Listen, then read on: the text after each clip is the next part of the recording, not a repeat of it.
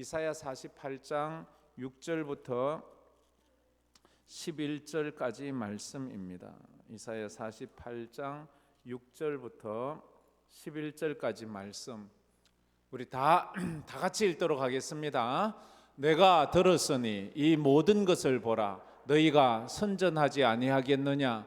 이제부터 내가 새 일 곧 내가 알지 못하던 은비한 일을 내게 듣게 하노니 이 일들은 지금 창조된 것이요 옛 것이 아니라 오늘 이전에는 내가 듣지 못하였으니 이는 내가 말하기를 내가 이미 알았노라 하지 못하게 하려 함이라. 내가 과연 듣지도 못하였고 알지도 못하였으며 내 귀가 옛적부터 열리지 못하였나니 이는 내가 정녕 배신하여 모태에서부터 내가 배역한 자라 불린 줄을 내가 알았음이라. 내 이름을 위하여 내가 노하기를 더디할 것이며 내 영광을 위하여 내가 참고 너를 멸절하지 아니하리라. 보라, 내가 너를 연단하였으나 은처럼 하지 아니하고 너를 고난의 풀무불에서 택하였노라. 나는 나를 위하며 나를 위하여 이를 이룰 것이라. 어찌 내 이름을 욕되게 하리요 내 영광을 다른 자에게 주지 아니하리라. 아멘. 이 금요일도 그렇지만 주일 오후나 수요일 같은 경우도 제가 이렇게 설교할 때는 성경 공부한다 생각하시고 이렇게 메모도 하시고 참조하면 참 도움이 될 겁니다. 주일 오후에는 이사야서 40장부터 한 번 할 때 한 장 한 장씩 가면서 내 백성을 위로하라는 말씀. 하나님께서는 그 백성을 그 장마다 위로하는 모습이 조금씩 달라요. 이번 2장에서는 하나님이 어떻게 그 백성을 위로하시나? 그런 것들을 자기와 적용시켜 보면 여러 종류의 형태로 하나님은 그의 백성, 바벨론에 포로되어 간 그의 종처럼 살고 있는 그런 사람들을 위로하고 있는 거예요. 다른 나라에 이민가 있으면 거기서 잘 먹고 잘 살아도 마음이 늘 좀 불안하고 마음이 늘 편하지 못하고 좀 마음이 울적하고 그럴 때가 참 많습니다. 그래서 뭐 명절이나 또 가족을 보고 싶을 때나 그럴 때가 있거든요. 또 그곳에 아무리 오래 살아도 그 문화와 내가 맞지 않아요. 아무리 오래 살아도요. 미국 사람들은 우리 동양 사람 보면 너의 나라로 가 이래요. 그러면 우리 자녀들 나 여기서 태어났는데 어디로 가란 말이야? 생김새 보고 그렇게 괄시를 한다고요. 지금 이스라엘 민족들이 바벨론 포로되어서 100년에서 150년이 지났어요. 100년에서 150년이 지나면 3세대 이상이 지난 거예요. 바벨론에서 태어난 게 3세대가 지난 거예요. 그러면 그 아이들은 전부 다 완전 바벨론 사람처럼 살아가는데도 바벨론 사람들은 그들을 괄시하고 멸시하고 그렇게 하는 거예요. 그러면 정말 서럽고 그런 사람들을 지금 위로하고 있는 것을 봅니다. 그들을 향하여 하나님께서 주시는 굵직한 위로는 이거예요. 여호와만이 유일한 구원자이고 역사의 주권자다라는 것이 굵직한 위로예요. 여호와께서 이 역사를 주관하고 있고 여호와만이 구원자이시다. 그런데 그게 계속 들어도 별로 위로가 되지 않는 때가 있어요. 그래서 하나님께서는 계속 또 위로하고 또 위로하고 그렇게 말씀을 하고 있지요. 그래서 절망과 두려움 속에 살던 이들이 하나님의 위로를 받으면서 소망이 생겨요. 진짜로 우리가 여기서 해방될 수 있을까? 여기서 우리가 풀려나서 우리 조국으로 돌아갈 수 있을까? 지금 현실은 그게 도무지 상상할 수도 없고 도무지 어떻게 한단 말이야. 우리를 어떻게 여기서 바벨론의 소리에서 우리를 어떻게 해방시키지? 도무지 하나님은 한다는 거예요. 그러면서 그걸 그 방법을 조금씩 계시가 열리듯이 방법이 조금 하면서 드디어 내가 고레스라는 사람을 세워서 100년 고레스가 태어나기도 전 100년 전에 고레스라는 이름을 들어서 고레스라는 사람이 나와서 바벨론을 하루 아침에 멸망시키고 너희들을 해방시킬 거야. 아니 바벨론이 하루 아침에 망한다고? 하루 만에 망한다고 했거든요. 말이 되는 소리예요? 쉽게 말해 저 미국이 하루 만에 망한다면 어떤 바보가 믿겠어요? 믿을 수 없잖아요. 어떻게 믿어요? 그런 강대국이. 근데 진짜 다리오 왕 때 벽에서 성전 그 예루살렘 성전에서 가지고 온 기물에다가 술 따라 먹다가 벽에서 손가락이 나와서 메네 데겔 우바르신 썩어서 달아보니 네가 거기 부족하더라. 그래서 그날 저녁에 반란이 일어나고 그날 저녁에 바벨론 왕이 죽고 새로운 왕 고레스가 나오는 거예요. 그 이튿날. 그래서 고레스가 왕이 되고는 첫 칙령이 바벨론에서 잡혀왔던 포로들 다 너의 나라로 돌아가라. 그걸 칙령을 내린 거예요. 하루아침에. 참 역사라는 것은 우리가 이해하지 못할 때가 참 많아요. 애굽에서 이스라엘 백성이 나올 때도 그랬잖아요. 장자의 죽음이 있는 그 이튿날 무조건 나가라는 거예요. 나갈 때 검은 보석 니들이 가지고 싶은 만큼 다 가지고 나가라는 거예요. 모세가 그 말을 할 때 너희들이 나갈 때는 저들의 검은 보석을 다 가지고 갈 거야. 저희들이 너희들을 나가라고 그렇게 막 액을 해서 나갈 거야. 아니 저들이 우리를 왜 놓아줘? 저들이 우리를 내보낼 때 검은 보석을 말도 안 돼. 그런데 그게 하루아침에 그런 일이 일어난다고요. 하나님의 말씀 앞에 우리가 한번 믿음으로 딱 아멘 한번 해보세요. 그럼 내 인생이 어떻게 변화되는가는 정말로 기적같이 바뀌는 것을 늘 봐요. 제가 저희 아이들에게 늘 하는 말이 있어요. 너희들은 하나님의 은혜를 잊어서는 안 돼. 왜냐하면 너희 아빠 내가 하나님의 은혜 가운데 어떤 인생을 살았는지 너희들이 꼭 기억해야 돼. 왜냐하면 내가 산 그 인생이 너희들의 인생의 밑거름이 되었기 때문에 너희들의 인생의 밑거름이 된 내 인생이 하나님의 기적이야. 나같이 예수 없는 집안, 예수 모르는 집안에 첫 번째 예수 믿는 사람이 되어서 어떻게 목사가 돼?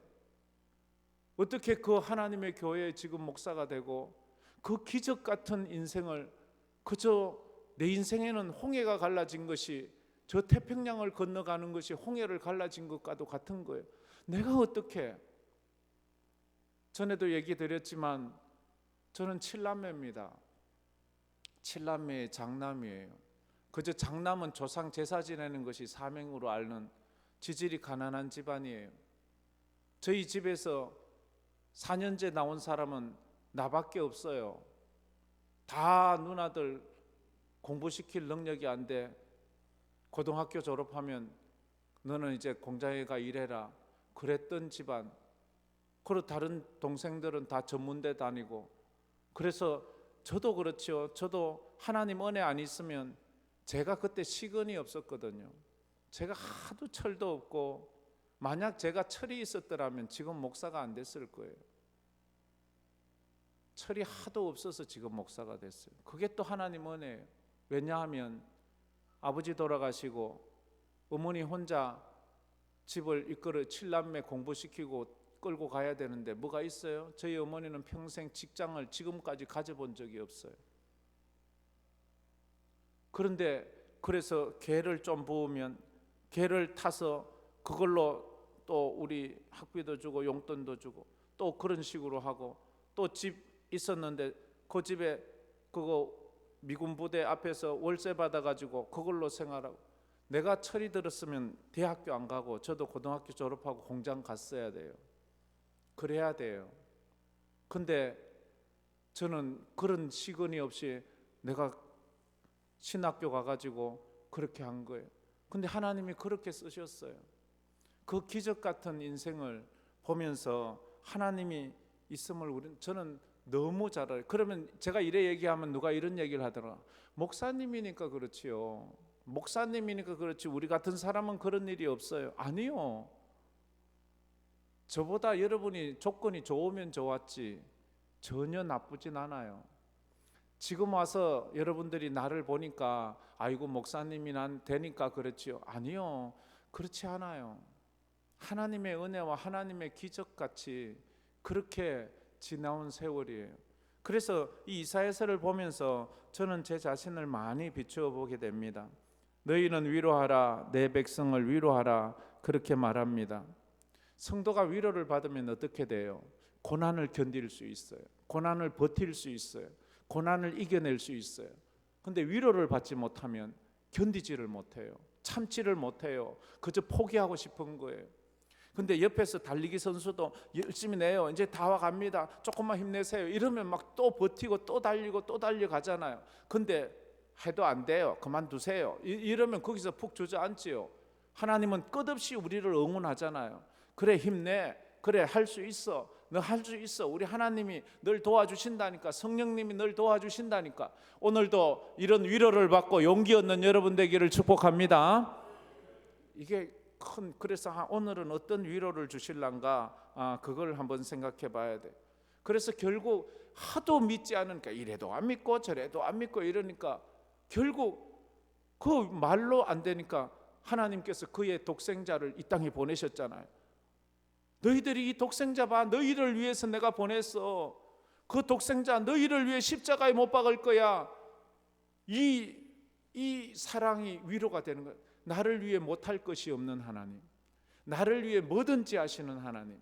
부모는 자녀를 위해서 뭐든지 하잖아요. 못할 게 없잖아요. 뭐 자존심 구겨서라도 자녀를 위해서는 뭐든지 하죠. 우리 하나님은 우리를 살리고 우리를 구원하기 위해서 못할 게 없는 거예요. 십자가 위에 올라가서 벌거벗고 올라가서 피 다 튀기고 그러면서 죽으면서까지도 우리를 사랑하시는 그 하나님의 자존심을 뭉개는 그 십자가를 볼 때에 맞아, 하나님은 나를 위해 뭐든지 할 수 있어. 그러니까 나는 하나님의 백성으로서 이 땅에서 이길 수 있을 거야. 이것이 생각나는 거예요.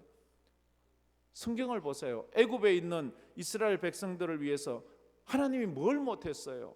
다 했잖아요. 광야 40년 그들을 먹이고 입히려고 하나님이 뭘 못했어요? 다 하셨잖아요. 그렇다면 오늘 우리를 위해서 하나님이 뭘 못하십니까? 그 마음을 가지고 이제 용기를 확 내는 거예요. 그래서 마음 약해지지 말고 더 힘을 내는 거예요. 이사야 53장 5절에 말하잖아요. 그가 찔림은 우리의 허물 때문이요, 그가 상함은 우리의 죄악 때문이라. 그가 징계를 받음으로 우리가 평화를 누리고 그가 채찍에 맞음으로 우리가 나음을 받았도다. 이렇게 말. 그분이 누구? 우리 대신 예수님이 두들겨 맞고 피 흘리고 죽임 당하고 고난 당했어요. 그래서 결국 이 최고의 위로는 뭐예요? 최고의 위로는 십자가로 나아가는데 그 한마디 성경 전체의 위로가 요한복음 3장 16절이잖아요. 요한복음 3장 16절을 읽으면서 은혜 못 받으면 다시 읽고 또 읽고 또 읽어보세요. 정말로. 그래서 전에 보면 빌리 그레암 목사님은 설교하면요 본문이 하나예요. 언제나 요한복음 3장 16절이에요. 언제나 요한복음 3장 16절이에요. 그 복음만 전하는 거예요. 자, 요한복음 3장 16절 다 같이 암송해 봅시다. 하나님이 세상을 이처럼 사랑하사 독생자를 주셨으니 이는 저를 믿는 자마다 멸망하지 않고 영생을 얻게 하려 하심이라. 예수 믿으면 영생 얻는데요. 이거보다 더 큰 위로가 어디 있어요? 이거보다 더 큰 용기를 주는 것이 어디 있어요? 예수 믿으면 부자 된다는 그게 더 위로가 되나요? 예수 믿으면 영원히 산다는 게 어느 거 택하실래요? 예수 둘 다 예, 둘 다 있으면 더 좋죠. 예, 그래요. 그러나 우리는 영원히 사는 게 얼마나 귀한 위로가 되는지 몰라요. 그렇잖아요. 오늘 이사야 48장은 이래요. 한마디로 말하면 이래요. 이스라엘 백성은 하나님에게 불순종했어요. 그럼에도 불구하고 하나님은 이스라엘 백성에게 성실하셨어요. 다시 한번, 이스라엘 백성은 하나님에 대해서 불성실했어요. 그럼에도 불구하고 하나님은 이스라엘 백성에게 성실하셨어요. 할렐루야. 이게 무슨 말인지 잘 이해해서 하셨나요? 다시 한번, 오늘 이 말씀의 핵심이 요거예요. 이것만 알면 설교 다 들은 거예요. 이스라엘 백성은 하나님에 대해서 불성실했어요.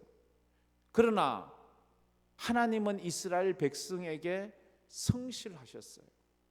우리는 날마다 하나님 앞에 불순종하고 또 배역하고 어리석게 행하지만 하나님은 언제나 우리에게 변함없이 우리를 사랑해 주셨다는 거죠. 거기 첫째로 1절부터 5절까지가 저 말이죠. 우리 다 같이 읽어봅시다. 이스라엘은 하나님께 대해서 불의하고 불성실하였습니다. 호세아서 보면 호세아의 부인 고멜이 늘 그 남편에게 불의했잖아요. 불성실했잖아요. 그럼에도 불구하고 남편 호세아는 그 부인 고멜에 대해서 끝까지 성실했잖아요. 그게 바로 하나님의 사랑을 대변해 주는 거죠. 1절 말씀, 그래서 이런 말씀이 있죠. 1절, 우리 1절 말씀 다 같이 읽어봅시다. 야곱의 집이여 이를 들을지어다. 너희는 이스라엘의 이름으로 일컬음을 받으며 유다의 허리에서 나왔으며 여호와의 이름으로 맹세하며 이스라엘의 하나님을 기념하면서도 진실이 없고 공의가 없도다. 이스라엘은 하나님에 대해서 진실이 없어요. 공의가 없어요. 하나님을 믿는다 말하면서 야곱의 아들들이라 말하면서 하나님을 믿는 성도라 말하면서 진실도 없고 공의도 없어요. 하나님에 대해서 불성실했어요. 하나님에 대해서 불의했어요. 이게 이스라엘 백성이에요. 그게 우리예요. 그게 아담이에요. 그래서 늘 말해요. 우리는 거룩한 성 출신이고 우리는 하나님을 의지하고 우리는 하나님을 만군의 하나님이라 부릅니다. 2절 말씀에 또 그 말이 반복되고 있어요. 또 다 같이 한번 읽어봅시다. 그들은 거룩한 성 출신이라고 스스로 부르며 이스라엘의 하나님을 의지한다 하며 그의 이름이 만군의 여호와라고 하지만 저 가만히 두면 그들은 거룩한 성 출신, 예루살렘 성 출신이라고 스스로 부르는 거예요. 우리는 거룩한 사람들이야. 이스라엘 하나님을 의지한다. 우리는 이스라엘의 하나님을 의지하는 사람들이야. 그의 이름은 만군의 여호와라고 말하면서 우리는 성도들이야. 나는 목사야. 나는 장로야. 나는 권사야. 나는 집사야 라고 말하면서 불성실하다는 거예요. 믿음으로 안 산다는 거예요. 그러나 하나님은 그들에게 성실하셨다는 거예요. 변함없었다는 거예요. 나는 불의하지만 하나님은 성실하세요. 나는 무능하지만 하나님은 전능하세요. 나는 무지하지만 하나님은 전지하세요. 그게 하나님의 은혜요, 하나님의 사랑이에요. 나는 늘 조석간에 변하지만 하나님은 영원토록 불변하시는 우리 하나님이세요. 그게 위로가 되는 거예요. 하나님이 나처럼 한다면, 하나님이 나처럼 조석간에 왔다 갔다 하고 좀 기분 나쁘면 엥 하고 좀 기분 좀 해하고 이른다면, 또 조금만 내게 불친절하면 막 잡아먹을 것 듯이 덤벼들다가 조금만 내게 잘하면 해해 그게 난데, 하나님이 만약 나갔다면 우리는 다 지금 다 지옥 불구덩이에 앉아서 지옥 땔감으로 살고 있지 뭐 하겠어요, 그죠? 근데 하나님은 우리에게 언제나 변함없이 우리를 사랑하는 거예요. 그러면서 4절에 나는 너를 알고 있다고 말해요. 너의 완고하며 내 목이 새의 힘줄이며 내 이마는 놓친 것도 알고 있다는 거죠. 남유다의 불순종과 교만과 고집을 알고 있다는 거예요. 내 목은 이 힘줄이 새 힘줄, 새로 말하는 그 고리로 만든 그런 힘줄처럼 그렇게 찔긴 그 목이 뻣뻣한 그런 악한 사람이라는 거죠. 새의 힘줄과 노선 결코 끊어지지 않는 찔기고 강한 그런 것들을 비교하는, 우리가 그래. 하나님 앞에 우리 고집이 얼마나 세요. 우리 자존심이 얼마나 세요. 여러분 자존심 세지요? 저는 자존심이 하나도 없어 보이지요. 여러분 저 못 이겨요. 제가 얼마나 고집이 센 줄 아세요? 정말 고집 세. 그래서 지금까지 예수 믿는 거예요. 그래서 예수 믿는 사람은요, 보기는 물렁해 보이지만 고집 엄청 세요. 그래서 그래서 예수 붙잡는 거 아니에요? 근데 이게 좋은 쪽으로 쓰면 믿음이 되는데, 이게 안 좋은 쪽으로 보면 자존심이 되고 교만이 되고 오만이 되는 거예요. 그 하나님 은혜가 아니면 못 살아요. 놋이라는 것은 놋은 수용을 하지 않아요. 오면 다 튕겨내는 거예요. 그래서 아주 완고한 마음을 가지고 있지요. 다시 말해서 성도들이 좋을 땐 좋지만 잘못되면 말씀과 나를 분리해버려요. 수용성이 없어요. 말씀을 받아들이지 않고 말씀을 튕겨내고 내 자신의 고집과 아집으로만 살아가는, 그게 바로 이스라엘 사람들이 4절에는 그들이 우상까지, 5절에는 그들이 우상까지 만들었다고 그래 말합니다. 두 번째로는 이래 말해요. 6절에서 11절까지는 하나님은 자기 백성에 대해서 성실하셨고 사랑의 열심히 식지 않았습니다. 다 같이 읽어봅시다. 하나님은 자기 백성에 대해서 성실하셨고 사랑의 열심히 식지 않았습니다. 이스라엘 백성들은 하나님에 대해서 불의했고 불성실했어요. 그러나 하나님은 자기 백성, 그런 백성들을 향하여 성실하셨고 사랑의 열심이 식어지지 않았다는 거죠. 참 이게 부모와 자식 간의 관계가 아니에요. 자식은 맨날 부모한테 불순종하고 불의하고 원망 불평하지만 자녀는 끝까지 참고 또 품어주고 또 품어주는 그 모습이 우리 하나님의 모습이다 할 수 있는 거지요. 그래서 하나님은 비록 패역하고 죄 많은 우리들이지만 가끔은 징계를 해서라도 우리를 바른 길로 인도해 가시는 거예요. 하나님은 우리를 구원하시기 위해서 그 열심을 조금도 멈추지 않았습니다. 그래도 회개하지 않자 어떻게 하세요? 아무리 때려도 회개하지 않고 바벨론 포로돼도 회개하지 않고 이래도 회개하지 않고 저래도 회개하지 않고 이러니까 결국 그 아들을 보내시는 거예요. 저는 구약 성경을 보면서 참 이게 놀라워요. 제가 한 번씩 하는데 큰 그림으로 보세요. 좀 성경에 관심 있는 사람은 이런 말 들으면 뭔가 머리에서 반짝이는 게 있어야 됩니다. 창세기 1장이 어떻게 시작되었어요? 하나님이 우주 만물을 창조하셨어요. 에덴 동산을 대표적으로 창조하시고 거기서 아담 하와가 영원토록 늙지도 병들지도 배고프지도 않게 영원히 행복하게 살게 하셨어요. 근데 그들이 거기서 영원히 살았나요? 패역했지요. 하나님 앞에 불순종했지요. 선악과 따먹어서 어떻게 되나요? 거기서 쫓겨나요. 창세기는 이 이야기의 연장선입니다. 결국 하나님은 아브라함을 통해서 약속의 땅 가나안에 집어넣지만 거기에서 인간은 살아가지를 못하고 결국 흉년이 들어서 창세기 마지막 장에 가면 그들이 애굽으로 다 도망을 가요. 배고파서. 에덴 동산에서 시작한 인류가 창세기 끝에 가면 애굽의 노예가 돼요. 죄의 노예가 돼요. 이게 한 번 반복되는 게 아니고 또 반복돼요. 출애굽기에 시작부터 애굽의 노예되었던 그들이 자기 자식이 낳으면 자기들이 죽여야 돼요. 그래서 하나님은 이들을 구원하기 위해서 모세를 구원자를 보내요.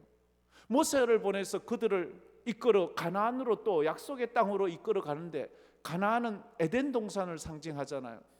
이끌어내는데 이 백성들이 패역해서 가나안까지 가기도 전에 광야에서 불순종으로 다 죽는 거예요. 모세까지 다 죽는 거예요. 그래서 그들은 결국 가나안에 못 들어가요. 그래서 어쨌든 여호수아를 통해서 가나안에 들어갔어요. 들어갔으면 거기서 잘 먹고 잘 살아야 될 거 아니에요. 행복하게 살아야 될 것 아니에요. 근데 거기서 뭘 해요? 또 우상을 섬겨요. 또 하나님 앞에 불순종해요. 근데 하나님은 그럼 버려야 되잖아요. 근데 버리지 않아요. 버리지 않아요. 그들을 징계해요. 그 가나안에서 그들을 또 내쫓아서 어디로 가요? 바벨론으로 또 내쫓아버려요. 창세기에는 애굽으로 내쫓았는데 열왕기 상하에 가면 그들을 바벨론으로 내쫓아요. 바벨론으로 내쫓아서 어떻게 돼요? 다시 돌아오잖아요. 다시 예루살렘에 돌아오잖아요. 돌아왔는데 그들이 또 하나님 앞에 패역을 해요. 그래서 결국 예수를 자기 독생자를 보내시잖아요. 도대체 몇 번이나 또 하나님이 기회를 주면 또 거부하고 에덴 동산에서 거부하고 가나안에서 거부하고 또 바벨론에서 거부하고 예수님 보냈는데 예수님 십자가에 못 박혀 죽었잖아요. 그래서 또 로마 그 이스라엘 백성들이 다 전 세계로 흩어졌잖아요. 그래서 1948년도에 지금 이스라엘 땅에 또 모았잖아요. 그건 유대교하고는 기독교는 또 다르지만 과연 그들이 거기서 멈출까요? 또 저렇게 하면 저기서 완전히 또 흩어져 버릴 수도 있잖아요. 하나님은 성실하셨어요. 근데 이스라엘은 성실하지 않아요. 결국 그래서 하나님은 새 하늘과 새 땅을 다시 이게 요한계시록에 새 하늘과 새 땅을 건설해 가시는 거예요. 하나님은 이것을 우리에게 위로의 말씀으로 주시는 거예요. 6절 말씀, 그 말씀을 하고 6절 말씀 우리 다 같이 한번 읽어봅시다. 내가 들었으니 이 모든 것을 보라. 너희가 선전하지 아니하겠느냐? 이제부터 내가 새 일 곧 내가 알지 못하는 은비한 일을 내게 듣게 하노니. 예, 그대로 한번 놔둬보세요. 내가 들었으니 너희들이 들었지 않느냐? 이 모든 것을 보라. 이 내가 새 일을 행할 것인데 이전에 없던 새 일이라고 말해요. 이전에 너희들이 듣도 보도 못한 새 일을 할 거예요. 그것은 은비한 일. 은비한 일은 무슨 말인가 하면 아주 은밀하고 비밀스러운 거예요. 아주 은밀하고 비밀스러운, 은밀한데 또 비밀스러워요. 그러면 이걸 누가 알겠어요? 아무도 모르죠. 도대체 이게 뭐냔 말이에요. 고레스가 나와서 이스라엘 백성들을 바벨론에서 해방시킨다는 이것이 1차적인 말씀이고, 2차적인 것은 장차 하나님이 그 아들을 보내어 그 아들이 고난당해서 너희들을 구원할 것이다는 그 말씀. 이전에 그런 말씀이 없었대요. 이전에 그런 말씀을 너희들이 깨닫지도 못했었대요. 근데 이제 내가 그것을 말해준다는 거예요. 거기 쭉 가잖아요. 이제 48장, 49장, 50장, 51장, 52장, 53장 고난받는 어린 양에 대한 그 말씀이 이제 점점 이 은비한 일을 하나님께서 말씀해 주시는 거예요. 그래서 우리가 성경을 들을 때, 성경을 들으면서 우리가 큰 역사의 흐름을 보고 그렇게 내 인생이 하나님 안에 들어가면 정말로 내 인생이 영혼에 접붙여서 영혼의 인생을 사는 거예요. 지금은 내가 이 100년 안짝에 살아가지만 모르겠어요. 우리 중에 분명히 전 100세 이상 되시는 분이 많이 나올 거라고 생각합니다. 지금 그렇게 되거든요. 저도 그러고 싶은데 아마 저는 그렇게까지 살기가 쉽지 않을 것 같아서 어떨지 모르겠지만 그래요. 그럼에도 불구하고 우리는 분명히 주님 다시 오시는 그날 우리는 주님 만날 것을 믿습니다. 이 땅은 언제나 한번 지나가야 되기 때문에 그렇습니다. 지금까지 숨겨두어서 전혀 알지 못했던 것을, 그 놀라운 일을 가르쳐 준다는 거죠. 그게 뭔가 하면 로마서 5장 8절 말씀에 이렇게 말합니다. 로마서 5장 8절 다 같이 읽어봅시다. 우리가 아직 죄인 되었을 때에 그리스도께서 우리를 위하여 죽으심으로 하나님께서 우리에 대한 자기의 사랑을 확정하셨느니라. 이 말은 전에 듣도 보도 못한 말이에요. 우리가 죄인 되었을 때 그리스도 메시아가 오면은 메시아가 우리를 위해 죽는다고 생각은 한 번도 해본 적이 없어요. 메시아가 와서 우리를 괴롭히는 저 바벨론, 애굽, 로마들을 다 물리치고 다윗같이 영원한 왕이 될 줄 생각했지, 왕으로 왔다고 하면서 그들에게 붙잡혀 십자가에서 죽임당하는 메시아는 메시아가 아니야. 그 죽는 메시아가 무슨 메시아야? 근데 그 메시아가 그리스도께서 우리를 위하여 죽으심으로 우리에 대한 하나님의 사랑을 확정하셨는데 죽음으로 우리를 구원했어요. 우리는 자기 힘으로 저들을 물리쳐서 우리를 구원한 줄 알았는데 하나님의 방법은 메시아가 와서 메시아가 죽음으로, 우리를 위해 죽음으로 우리를 구원한다는, 이것은 듣도 보도 못한 말, 깨닫지도 못한 말, 이해할 수도 없는 그런 말을 하는 거예요. 그래서 이걸 누가 믿겠느냐, 누가 들었느냐, 누가 알겠느냐, 지금 그 말을 거듭 이해하고 있는 것 아니겠습니까? 8절 말씀에 또 계속 이 말씀이 반복되고 있어요. 한번 들어봅시다. 다 같이 읽어봅시다. 내가 과연 듣지 못하였고 알지도 못하였으며 내 귀가 옛적부터 열리지 못하였나니 이는 내가 정령 배신하여 모태에서부터 내가 배역한 자라 불릴 줄을 내가 알았음이라. 너들은 과연 듣지도 못하고 알지도 못하고 내 귀가 옛적부터 열리지도 못했던, 이건 듣지도 알지도 못하는, 네가 옛적부터 들어보지도 못했던 그 일을 내가 이제 말할 것이다 라고 말하는 거예요. 고레스를 통하여 바벨론을 멸망시키고 너희들을 구원할 것이라는 것, 장차 메시아를 보내서 메시아가 고난당함으로 너희들을 구원할 것이라는 이 얼토당토하는 말, 이것이 이사야 53장 1절에 그래서 이런 말을 해요. 이사야 53절 이래 말합니다. 다 같이 한번 읽어봅시다. 우리가 전한 것을 누가 믿었느냐? 여호와의 팔이 누구에게 나타났느냐?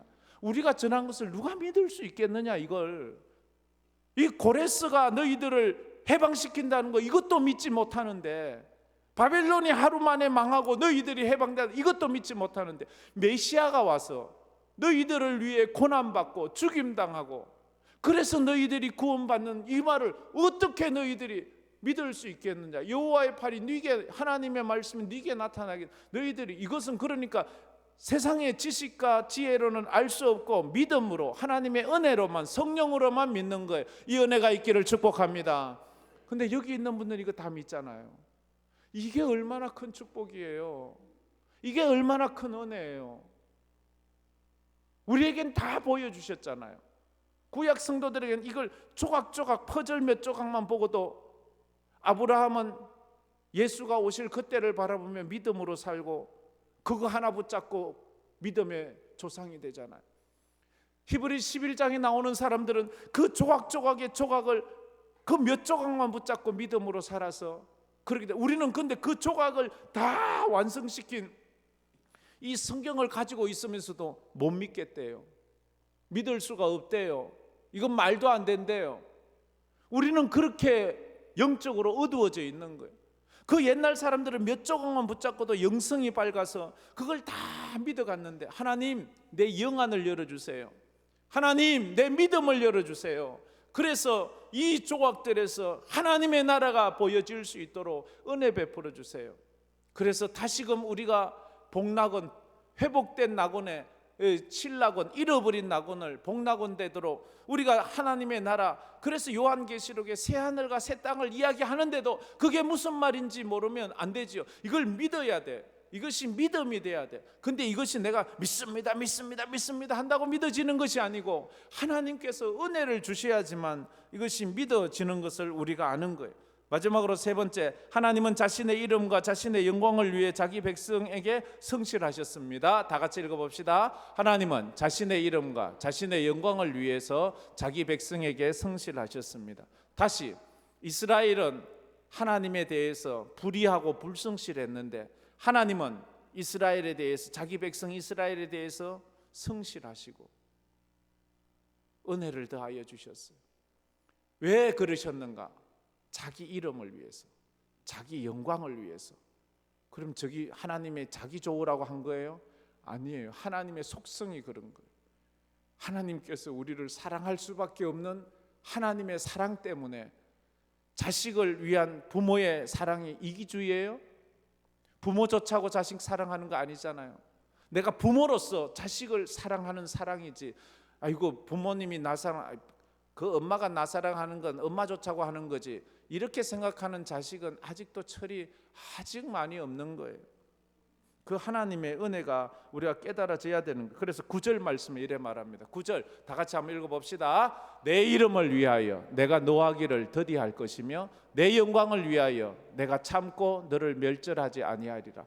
내 이름을 위해서 내가 노하기를 더디한다. 내가 너에게 진노를 베풀고 싶지만 내 이름, 여호와의 이름 때문에, 내 영광을 위해서 내가 참고 너를 멸하지 않게, 내 영광을 위해서, 하나님의 이름과 하나님의 영광을 위해서, 하나님의 백성들에게, 나는 불의하고 나는 못났지만 나 때문에 하나님이 나를 사랑하시고 나를 멸하지 않는 것이 아니고 하나님 때문에 하나님이 나를 끝까지 사랑할 수밖에 없는 거예요. 이건 변함이 없는 거예요. 나 때문이라면, 나는 조석간에 바뀌기 때문에 나 때문이라면 이건 취소되어야 되는데, 나 때문이 아니라 하나님의 이름과 하나님의 영광은 영원토록 변함없는 것이기 때문에 이건 어떤 보정보다도 확실한 보정이잖아요. 그러니까 우리는 흔들릴 필요가 없는 거예요. 나 때문이 아니라 하나님의 이름과 하나님의 영광 때문에 하나님은 나를 멸하지 않는다. 나에 대한 하나님의 진노를 끝까지 가지 않는다. 아, 이거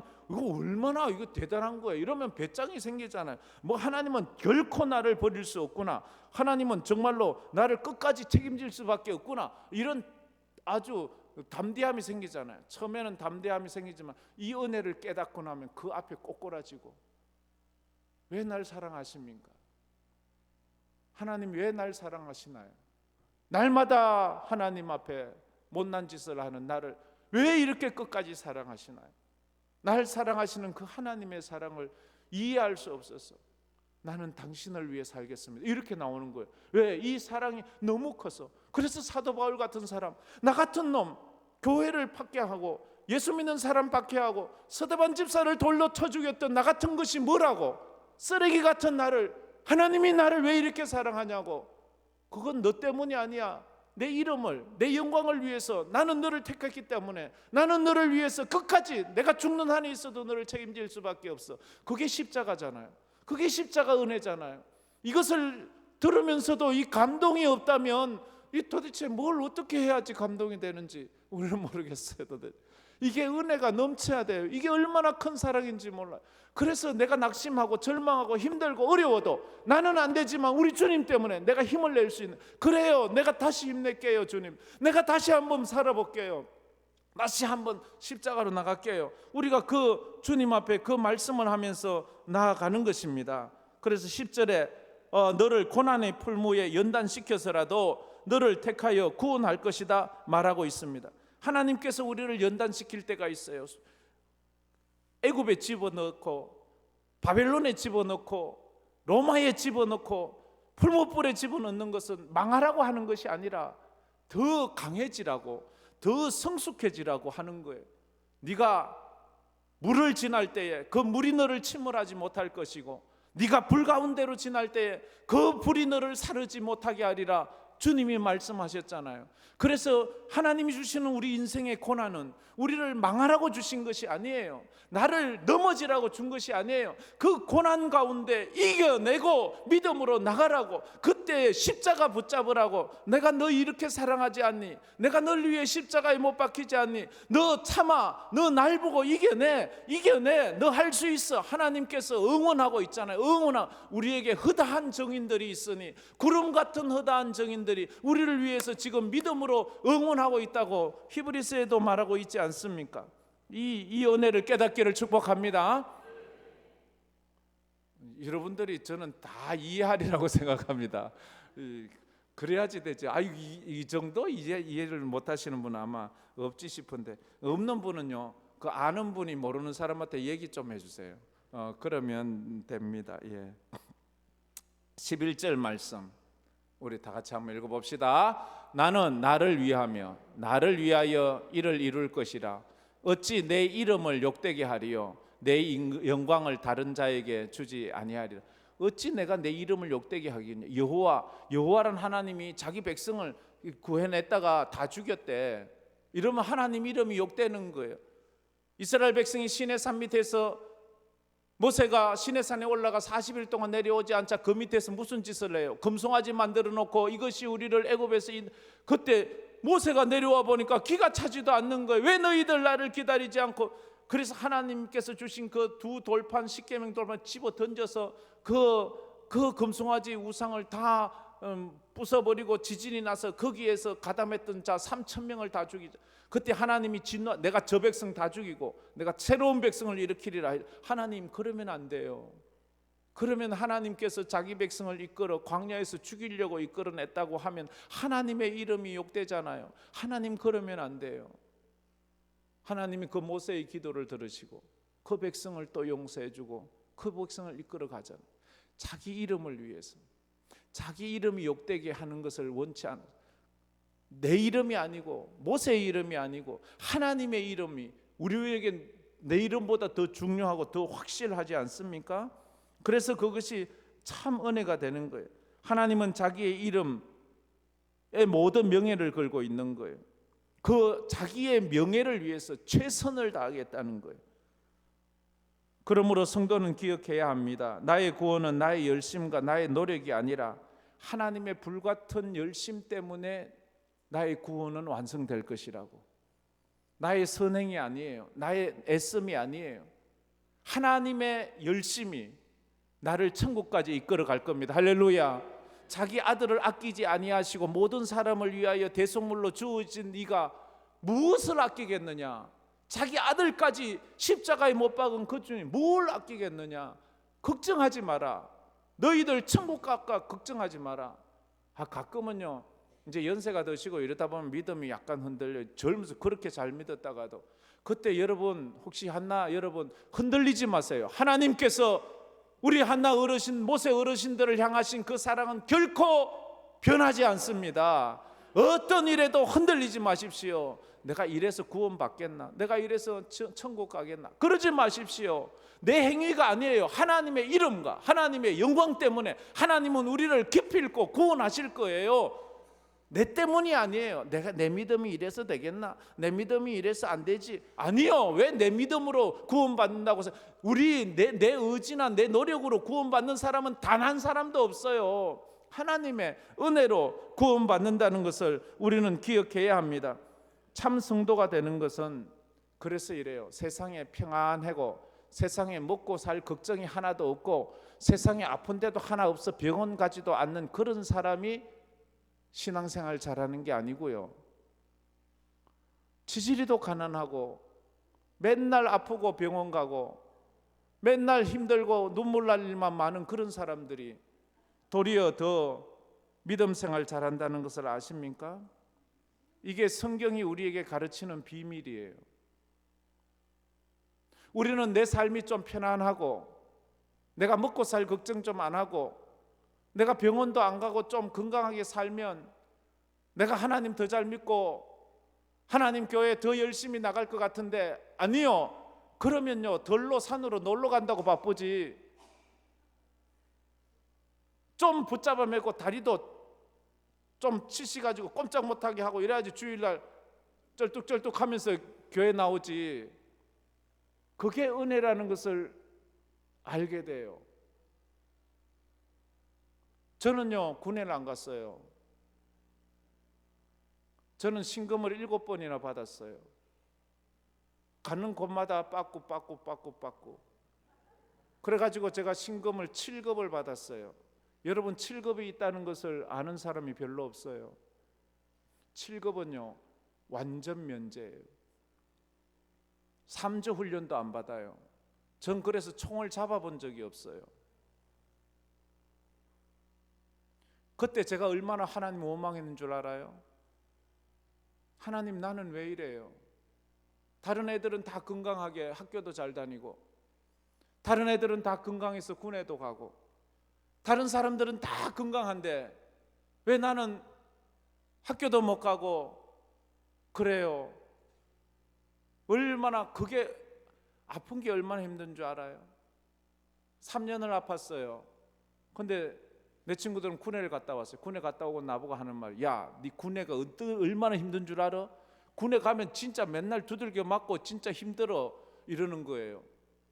그래서 제가 이런 말 했어요. 야, 네 아파보면 얼마나 힘든 줄 알아? 3년을 네 아파봐라. 누워서 있고 쩔뚝거리고 살고 네 3년 아플래? 3년 군내 갈래? 아파보니까요 사람이 겸손해져요. 내가 아무것도 할 수 없잖아요. 가난해져 보고 배고파 보니까요 사람이 하나님 의지하게 돼요. 그렇다고 뭐 억지로 일부러 할 건 없어요. 있으면 마음껏 쓰시고 나눠주시고 그렇게 하세요. 그러나 그런 것이 이스라엘 백성들이 이렇게 하나님께서 풍성하게 해주면 그걸로 하나님 잘 쓴 것이 아니라 뭘 우상 섬기고 그래서 또 채찍 맞고 또 그러잖아요. 그렇지만 그 모든 것이 하나님께서 합력해 선을 이루시는 거예요. 로마서 8장 28절 말씀에 이렇게 말하잖아요. 다 읽어봅시다. 우리가 알거니와 하나님을 사랑하는 자 곧 그의 뜻대로 부르심을 입은 자들에게는 모든 것이 합력하여 선을 이루느니라. 믿습니까? 아파도 참고 견디세요. 그것을 통하여 하나님의 선을 이루어 가실 거예요. 좀 힘들고 어려워도 참고 견디고 하나님 앞에 부르짖어 보세요. 한나는 아들이 없어서 기도의 여인이 되었어요. 기도의 영성을 받았어요.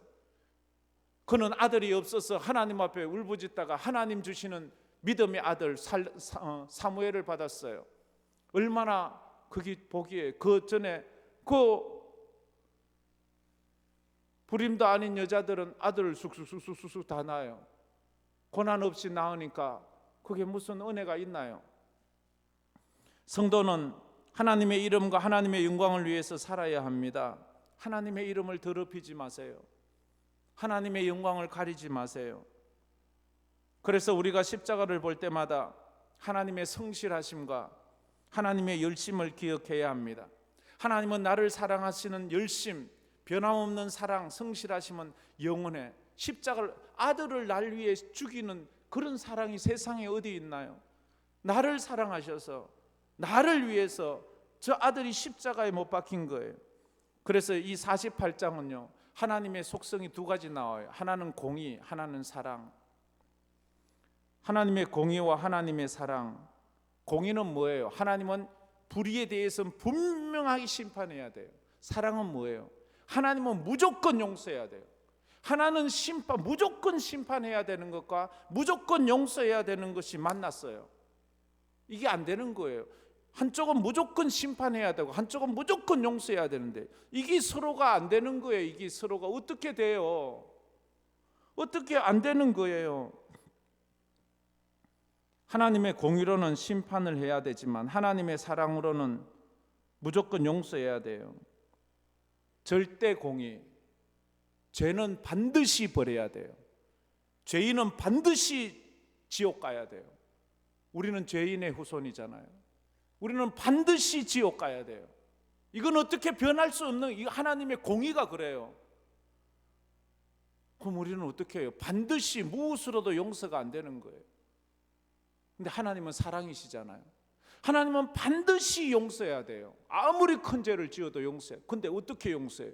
하나님의 공의는 반드시 심판해야 되는데 이걸 어떻게 해볼 수가 없어요. 무조건 심판하고 무조건 용서하고, 그래서 결국 십자가를 세울 수밖에 없는 거예요.